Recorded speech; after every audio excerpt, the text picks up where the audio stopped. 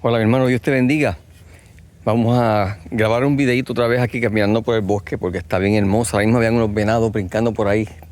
Parecían vacas de lo grandes que eran, bien bonitos. Y tenemos un pájaro carpintero también haciendo ruido por ahí abajo. Ese es él.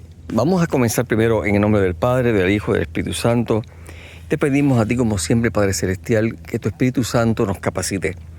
Que tu Espíritu Santo abra nuestros corazones. Quite toda dureza, quite toda aspereza de nuestra alma y resistencia a tu palabra.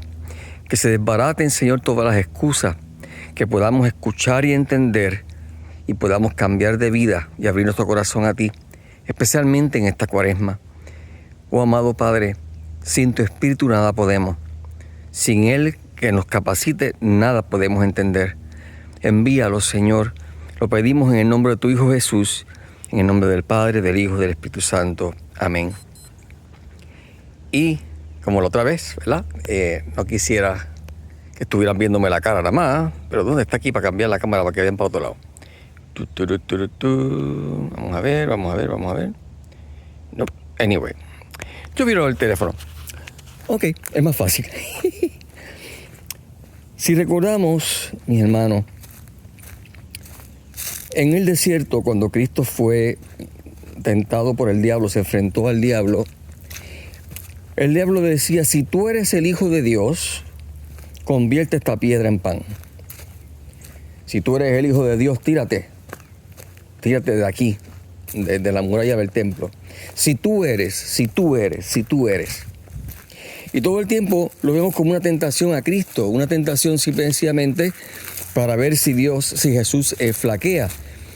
Pero quizás no hemos visto lo que hay más atrás, lo que se da muchas veces en nosotros mismos. Esta exigencia de si tú eres el Hijo de Dios, si tú eres, no es otra cosa que lo que escuchamos por ahí en tantas personas diciendo, ¿verdad? Lo mismo, diciendo: si Dios existiera, no habría niños muriendo en el mundo. Si Dios existiera, no habría hambre.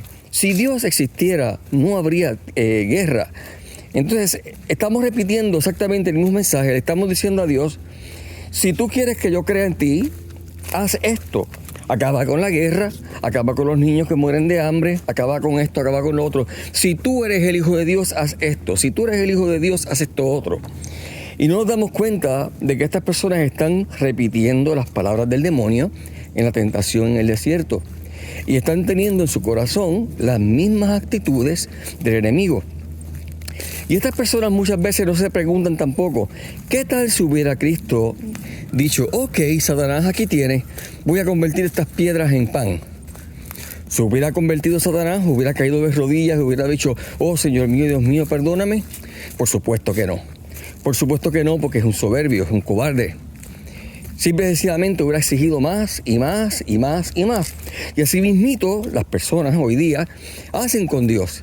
Si se acabara la guerra, yo creería en Dios. ¿Se acaba la guerra? No, pero si se acaba el hambre. ¿Se acaba el hambre? No, pero si no se murieran los niños. Y por ahí vamos a seguir buscando excusas, porque al fin y al cabo no se trata de que yo soy una persona débil que necesita una señal para creer. Se trata de que yo soy una persona rebelde que no quiero creer. Y voy a poner todo tipo de excusas y de trabas, porque yo sé que en el momento que crea, voy a tener que cambiar de vida. Y al fin y al cabo, no quiero cambiar de vida. Esa es la verdad.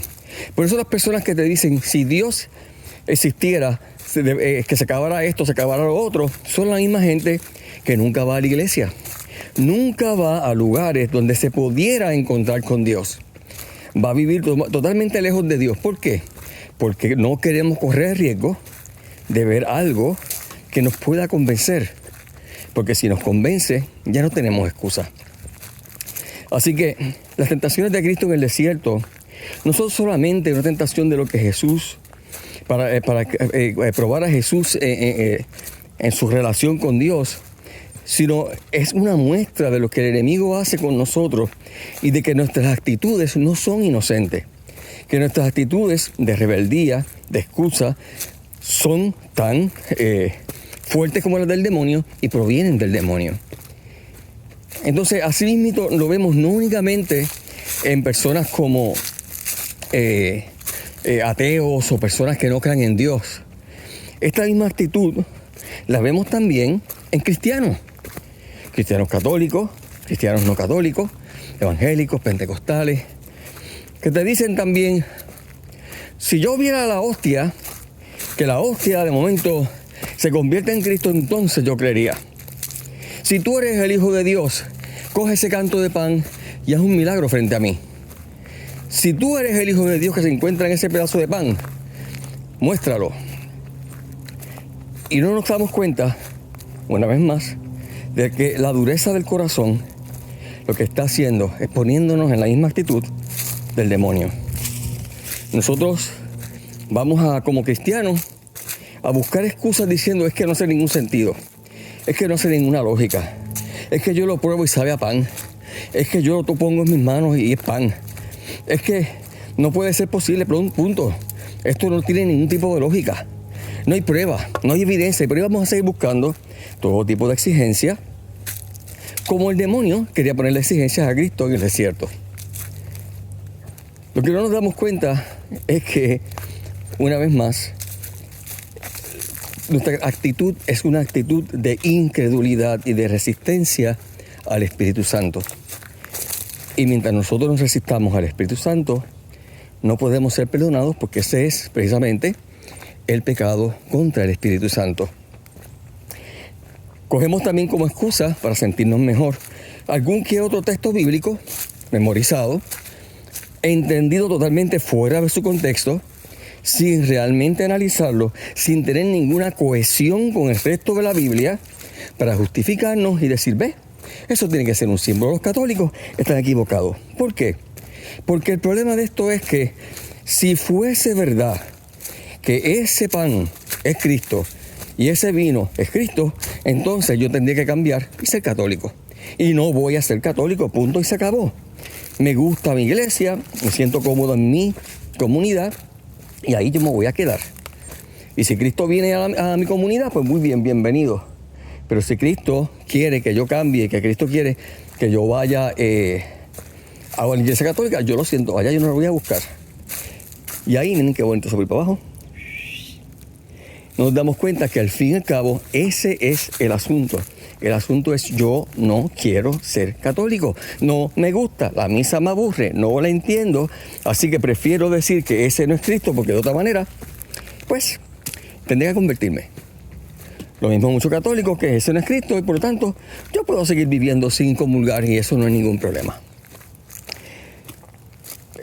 Lo que, como les decía antes, lo que no queremos ver o no queremos entender es que la historia nos dice que por más de 1600 años, todos los cristianos del mundo entero eran unánimes.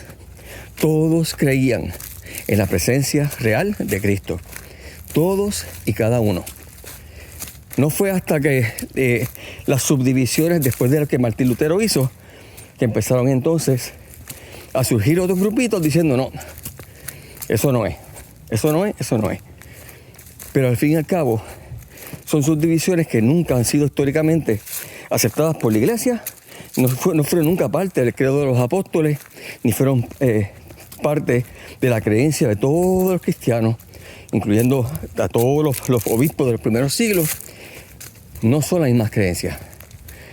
Otra cosa importante es que, como dije, la palabra de Dios, el Antiguo Testamento, solamente se entiende a la luz de Cristo. Por eso es que muchas personas, como no lo entienden, cogen textos del Antiguo Testamento y lo interpretan de las maneras más absurdas posibles. Nosotros tenemos que entender que es Cristo el que viene a darle luz el Antiguo Testamento y a la palabra. Cristo es el que viene a cumplirla, pero también viene a explicarla. Por eso que en el camino de Emaús, si lo recordamos, Jesús camina con ellos y les explica, dice la palabra en Lucas 24, les explica todo lo que el Antiguo Testamento, todas las profecías decían sobre él. La iglesia no lo hubiera entendido jamás, no hubiera entendido el Antiguo Testamento si no fuera por Cristo. Por eso los judíos a quienes pertenece el Antiguo Testamento no lo pueden interpretar correctamente, porque al rechazar a Cristo ahora no tienen la interpretación correcta. Ahora bien, si vamos entonces al Antiguo Testamento, ¿qué vamos a ver? Bueno, vamos a ver que, por ejemplo, en el paraíso, ahí tenemos un montón de goma. En el paraíso dice que había un árbol, el árbol de la vida. Y el árbol de la vida estaba en el centro, ¿okay? En el centro del jardín. Preguntamos, ¿por qué Dios tiene que escoger un árbol para alimentar a su pueblo? ¿Por qué no una fuente, estilo la fuente de Juan Ponce de León, que diera vida eterna? ¿Por qué un árbol? ¿Por qué solamente uno? ¿Por qué la necesidad de que lo comieran? ¿Por qué el árbol daba fruto 12 veces al año? Para asegurarse de que todos los hijos de Adán y Eva, según se fueran multiplicando, pudieran comer de él. Lo que esto significa claramente entonces es que Dios quiere que comamos del alimento que Él nos provee. ¿Por qué? Porque el alimento que Él nos provee, número uno, nos hace uno. Cuando nosotros comemos juntos, como familia, eso nos une. Cuando nosotros comemos del alimento que Dios nos provee, eso nos une. Cuando nosotros comemos algo, ese alimento se hace parte de nosotros y nos hace parte de Él. Por eso es que hoy día conocemos y entendemos que la salud está tan relacionada a lo que comemos y que de acuerdo a lo que comemos, cambia todo nuestro ser, nuestro cuerpo, nuestro ánimo, nuestra química. Así que si nos convertimos en lo que comemos, tenemos que entender entonces que es necesario comer de aquello que Dios nos provee. Desde el comienzo, desde el paraíso, ya había un plan de alimentar a su pueblo. Dios dando de una misma fuente de la cual todo el mundo comería. Una misma y sola fuente. Y un solo alimento, dándole unidad al pueblo. Luego sabemos que por el pecado original, la gente cae, la gente se aleja de Dios, son echados del paraíso. Y sabemos que luego es cuando están en Egipto, que Dios va a rescatarlos. ¿Qué hace? La cena pascual. Y una vez más los va a invitar ¿a qué? A comer del cordero pascual. Todo el mundo, jóvenes, viejos, ancianos, ricos, pobres, estaban todos unidos y sujetos a lo mismo. Todos comerían del mismo alimento. Todos comerían del mismo cordero. Todos comerían de la misma ofrenda. Y era una prueba de obediencia. Aquel que no comía del cordero, aquel que no untaba su sangre en las ambas de la puerta, quedaba excluido y su primogénito moriría. Porque tenemos que obedecer a Dios de todo corazón. Tenemos que seguir su plan, no el plan que me gusta a mí o la versión del plan que me gusta a mí. Entonces, una vez más, vemos envuelto que comer. Ser uno, un solo pueblo, comiendo de un mismo sacrificio. El sacrificio del Cordero Pascual. Luego en el desierto, Dios les va a dar el maná. Una vez más, alimento para comer, provisto por Dios mismo. Y ese alimento para ellos comer, provisto por Dios, nada más y nada menos, una vez más, lo va a comer el pobre y el rico, el joven y el viejo, dándoles una vez más sentido de unidad y de pertenencia y de dependencia de Dios. No tendrían comida si no es de Dios. Luego las codornices, lo mismo. Todo el pueblo comería una vez más. Entonces vemos este elemento común, porque Dios es un Dios Padre que educa a su pueblo en etapas y no cambia. El mensaje siempre es el mismo. El método de enseñanza es el mismo. Las exigencias son más profundas, pero siguen siendo las mismas. Al fin y al cabo, ¿de qué se trata? Yo quiero que mi pueblo sea uno, sacerdotal, que ese pueblo yo lo alimente, que ese pueblo se alimente de mi providencia. Así podemos ver hasta que viene Cristo, y Cristo se va a anunciar, ¿verdad? Asimismo, o Juan lo va a anunciar como el Cordero de Dios que quita el pecado del mundo. Esa frase que escuchamos todas las veces en la misa. Ese Cordero de Dios que quita el pecado del mundo. Y ese Cordero que quita el pecado del mundo dijo en Juan 6 El que no come mi cuerpo y no bebe mi sangre, no tiene vida. Mi carne es verdadera comida. Mi sangre es verdadera bebida. El que come mi cuerpo y bebe mi sangre, vive de vida eterna. Y yo lo resucitaré en el último día. Juan 6. Esta frase de Cristo fue tan fuerte que, como ya sabemos, sus discípulos, no los fariseos, no sus enemigos, sus discípulos dijeron: no, esto no tiene ningún sentido, eso no puede ser. Igual que dicen tantos cristianos, católicos y no católicos en el día de hoy, que no, que eso tiene que ser un símbolo. Que cómo va a ser que Cristo va a darnos a comerle su cuerpo o beberle su sangre. Eso no puede ser. Exactamente repitiendo las mismas objeciones. Cristo, una vez más hemos dicho siempre, estaba obligado moralmente a explicarles a ellos lo que significaba, porque Él vino a salvarnos. Y si Él los dejaba a ellos quedarse en un error, porque ellos estaban pensando que Él estaba hablando literal, entonces Él estaba mal y estaba faltando la justicia. Pero esa es la parte interesante. Absolutamente nadie que estaba allí pensó que Él estaba hablando simbólicamente. Por eso fue que se enojaron. Hoy nosotros somos originales, ¿verdad? Diferentes a ellos. Nosotros decimos, lo matamos bien fácil. Esto es un símbolo. Y de esa manera nos excusamos y ya quedamos con la conciencia tranquila. Pero recordemos que el que nos juzga a nosotros no es nuestra conciencia, como dice Pablo, es Cristo, es Dios. Nosotros vamos a ser juzgados por Cristo mismo y nosotros vamos a ser juzgados ante la luz de su palabra. Esa palabra que tantos hermanos dicen que conocen y que se las echan de que la entienden mejor que nadie, y al fin y al cabo no la saben interpretar ni la saben entender porque no pueden ver la unidad desde el Génesis hasta el Apocalipsis, y no pueden ver la unidad en la historia de la comprensión de todos los cristianos de todos los siglos. No lo pueden ver. Así que mucho que creemos que entendemos, pero en realidad no entendemos. Todo esto es importante para que entendamos entonces de que Cristo tiene que darnos a comer su cuerpo, porque Él dice bien claramente que somos pueblo sacerdotal, porque Él dice bien claramente que Él quiere que seamos un solo pueblo. Y dice San Pedro, ¿verdad?, que Él quiere llevarnos a participar de su naturaleza divina. Primera de Pedro 2, versículo 4. Por lo tanto, para hacernos participar de su naturaleza divina, tiene que alimentarnos, porque nosotros nos convertimos en lo que comemos y nos hacemos uno con lo que comemos. Así que, mis hermanos, no sigamos buscando excusas, no sigamos buscando básicamente eso, excusas para luego decir no, yo no creo y yo no voy a creer y yo me resisto a creer, porque al fin y al cabo, mis hermanos, delante de Dios no hay excusa. Y lo que estamos asumiendo es la misma actitud del demonio. Estamos tomando la misma actitud de aquellos a los cuales Jesús les dijo: pues ustedes también se quieren ir, váyanse, no hay ningún problema.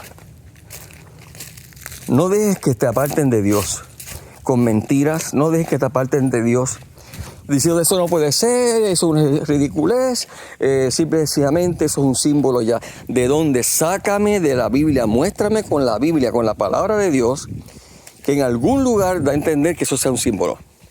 Y como único lo vas a poder hacer es, una vez más, cogiendo textos bíblicos y sacándolos por completo de su contexto, no entendiéndolos para nada. Porque si coges 1 Corintios 11, San Pablo dice bien claramente: el que come indignamente del cuerpo y bebe de la copa, peca contra el cuerpo y la sangre del Señor.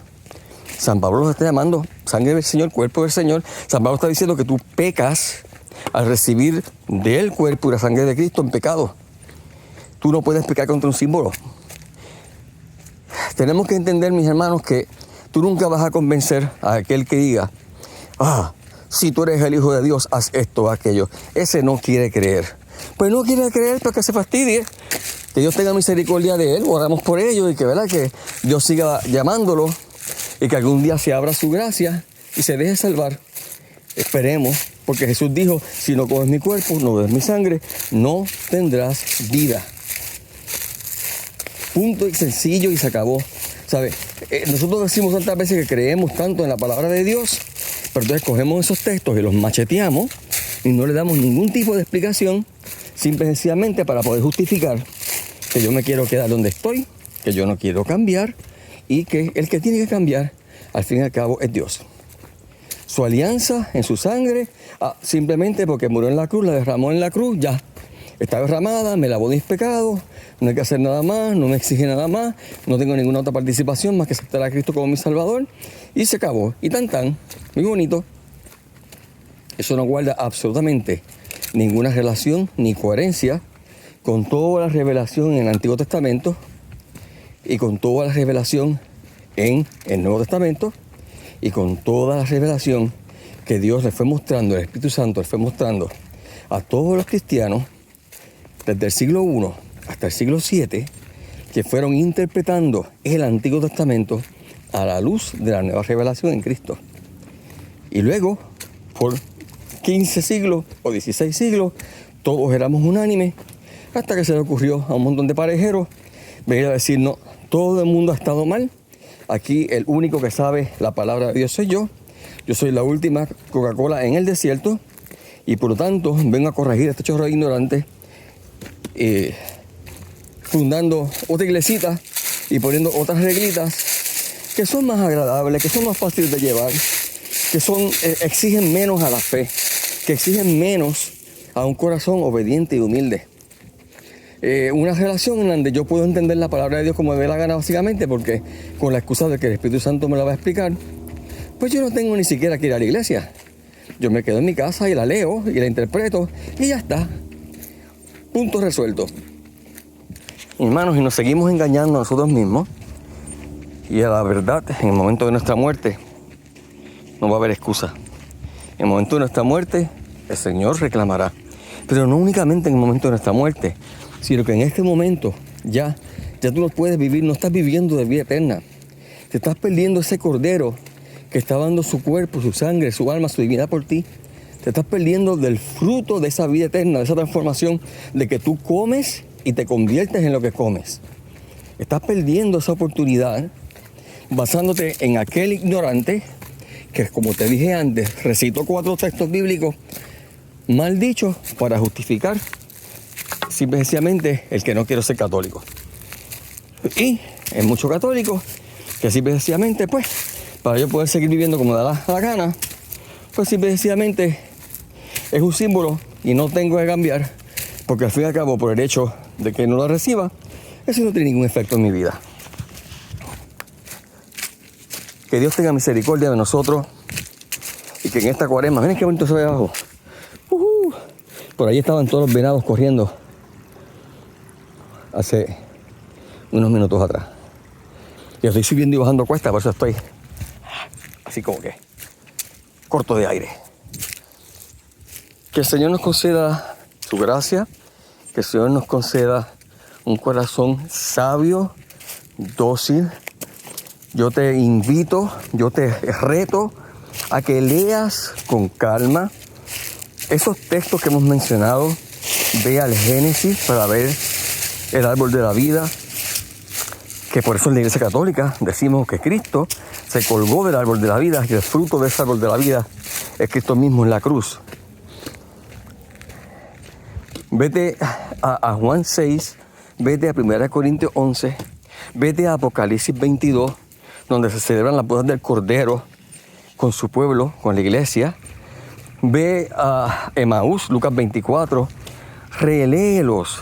Mira Éxodo, donde se habla de la alianza y la cena pascual. Y mira la unidad y la cohesión en la enseñanza divina de que el pueblo cristiano está llamado a ser alimentado por Dios. Lo único, que ya no somos solamente provistos de un alimento de parte de Dios, sino de un alimento que nos hace partícipes de Dios, porque es Dios mismo disfrazado de pan, disfrazado de vino, para hacerse accesible a mí. Todos los milagros eucarísticos, que puedes buscarlos en internet, y están todos debidamente comprobados por la ciencia moderna. No estamos hablando de fanatismo católico. Te demuestran que ese es Él. Sencillamente que ese es Él. Así que si necesitas más evidencia, es porque realmente no quieres cambiar. Y no vale la pena que te la dé. Pero si realmente tienes un corazón dócil y estás dispuesto a aprender, ve y medita en esta cuaresma en esos textos que te dije, esos pasajes que te dije, y pide al Señor que te abra la fe y los ojos para que te pase como le pasó a los discípulos de Emaús, que cuando Jesús se sentó en la mesa, tomó pan, lo bendijo y lo dio, se le abrieron los ojos y los reconocieron. Que Dios te bendiga.